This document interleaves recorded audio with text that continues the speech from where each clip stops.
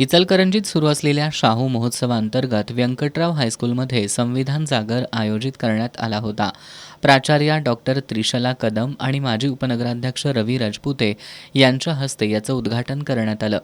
कार्यक्रमाच्या अध्यक्षस्थानी व्यंकटराव हायस्कूलच्या मुख्याध्यापिका अश्विनी कांबळे होत्या.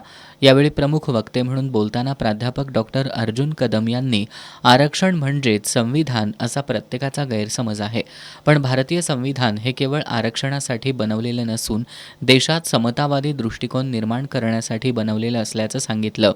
यावेळी बोलताना रवी राजपुते यांनी स्वातंत्र्याला 75हून जास्त वर्ष झाली आणि संविधानाच्या स्वीकृतीला सुद्धा 75 वर्ष पूर्ण झाली, तरीही संविधानाबद्दल समाजात म्हणावी तशी जागृती झाली नसल्याचं सांगितलं. समाजात जागृती निर्माण करण्यासाठी संविधानाचा जागरसारखे कार्यक्रम आयोजित करणं गरजेचं असल्याचं सांगितलं. प्राचार्या त्रिशला कदम यांनी भारतात शालेय विद्यार्थ्यांपासून भारतीय संविधानाची तोंड ओळख करून देण्याची गरज व्यक्त केली. यासाठी शालेय अभ्यासक्रमात संविधान विषय आला पाहिजे असं त्यांनी सांगितलं.